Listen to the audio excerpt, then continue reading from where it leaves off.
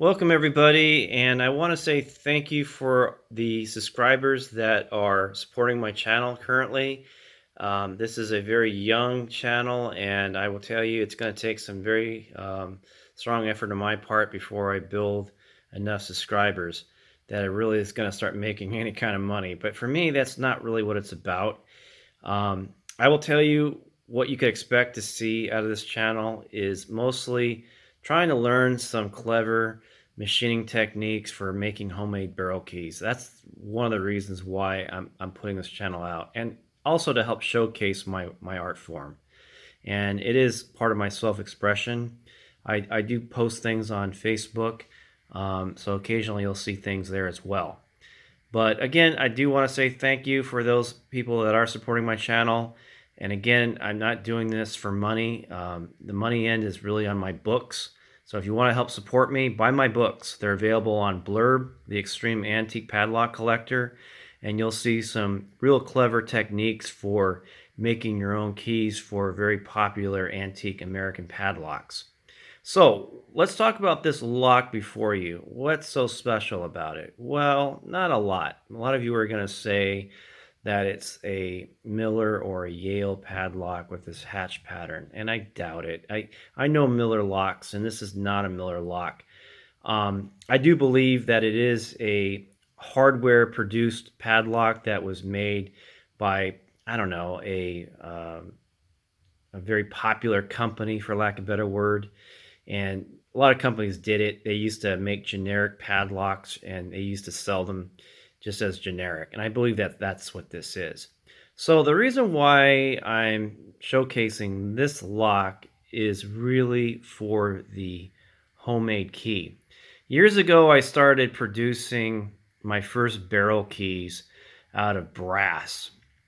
And it was a wonderful material to work with. I could produce keys relatively quickly on my drill press, but I quickly learned that it was a inferior product and material. The reason for that is because brass is just so soft. The original material would have been made casted out of bronze, and I've always envied the ability for those people that were doing bronze castings, and it was always my goal to do bronze castings of my work. I just never got into it. Maybe one day I will. But I started dabbling with other materials such as stainless steel, 1018 cold rolled steel. What else? Bronze. Recently, I started dabbling with bronze. But early on, I started messing with nickel silver. And there's a lot of companies, particularly in the back east of the United States, that sell knife making materials.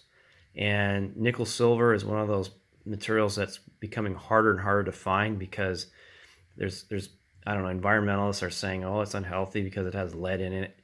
Lead in it.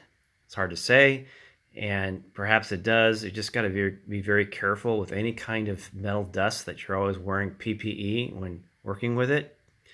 And so I bought a chunk of nickel silver years ago, about 3/8 by 4" by 6" piece. It cost me about $80. Some knife making material company.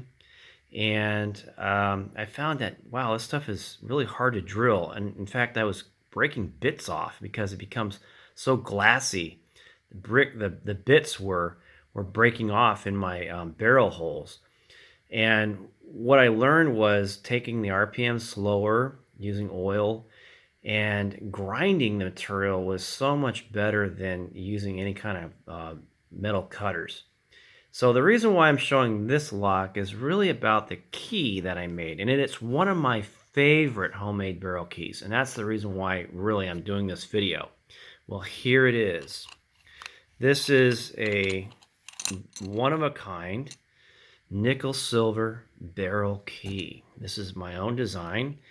And I will tell you that I've never seen an antique or a modern made barrel key made out of nickel silver.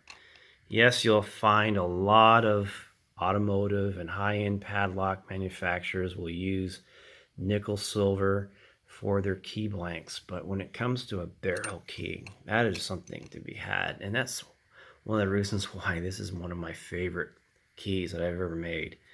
And perhaps one day I'll be able to locate more of this stuff because it's just really, really a fantastic material. And I love the robustness of this keys. Forgive my dirty fingers. I've been picking blueberries, so it's hard to get rid of. In any case, yeah, I'm really happy with this. This is one of those locks and keys that I probably will never part with because it is one of my favorites. Anyway, guys, I thank you for the opportunity to show this off to you, and thank you for watching.